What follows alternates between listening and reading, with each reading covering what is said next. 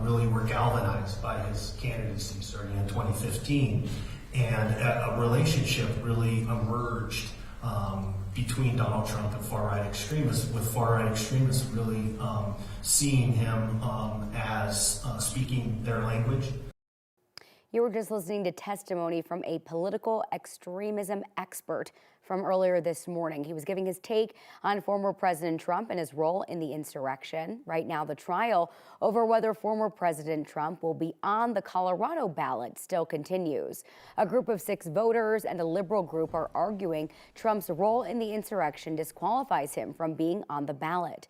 The attorneys are using part of the 14th Amendment, which says someone who engages in an insurrection cannot hold any office. Monday, we heard opening statements from both sides. This was an insurrection that Trump led. As we've seen, he summoned and organized the mob. This lawsuit is anti-democratic. It looks to extinguish the opportunity for millions of Coloradans, Colorado Republicans and unaffiliated voters to be able to choose and vote for the presidential candidate they want. Attorneys brought in police officers who were there the day Trump supporters stormed the Capitol and played clips from Trump's speech. If Trump loses, his lawyers say they'll immediately appeal eventually to the Supreme Court.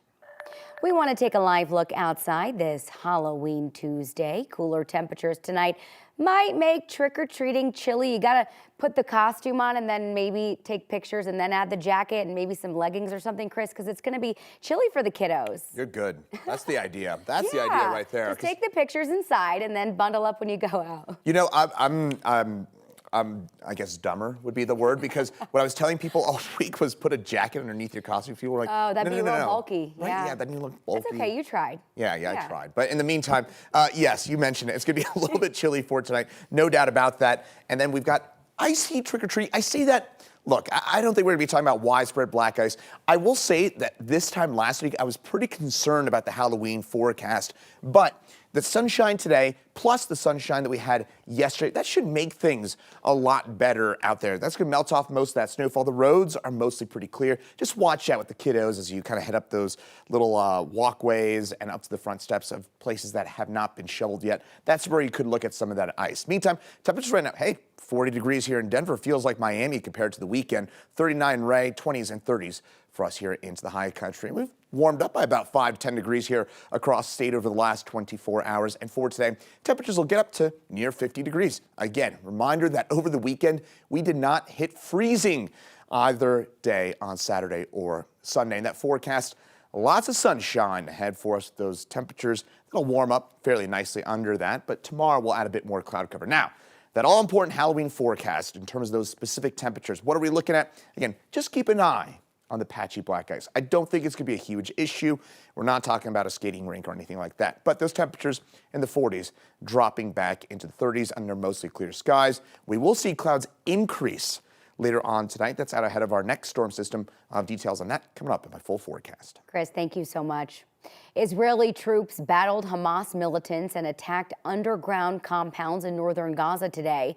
NBC's Richard Engel has the latest on the war from the Israel-Gaza border.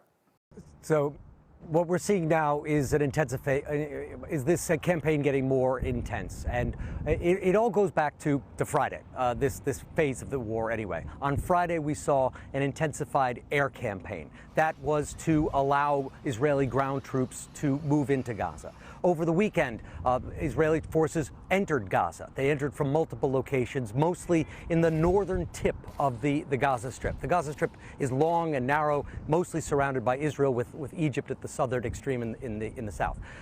What we're seeing right now is that those troops that entered Gaza, primarily in the north, are edging their way to Gaza City. Now, Gaza City is the biggest city in the Gaza Strip. It had a population of about 800,000 people. So what we've seen until today is that Israeli troops have been fighting just north of Gaza City and around it in areas called Beit Hanun and Beit Lahia. There's been tremendous destruction, tremendous damage with Israeli airstrikes, tanks, artillery, bulldozers moving in, heavy casualties. But now they have reached right to the doorstep of Gaza City, a massive city, and there are already reports from inside Gaza and from Israeli sources that there are already heavy clashes. That was Richard Engel reporting. Developing news this noon about the man who broke into a Colorado amusement park over the weekend. The Garfield County Sheriff tells us he took his own life before he could harm anyone.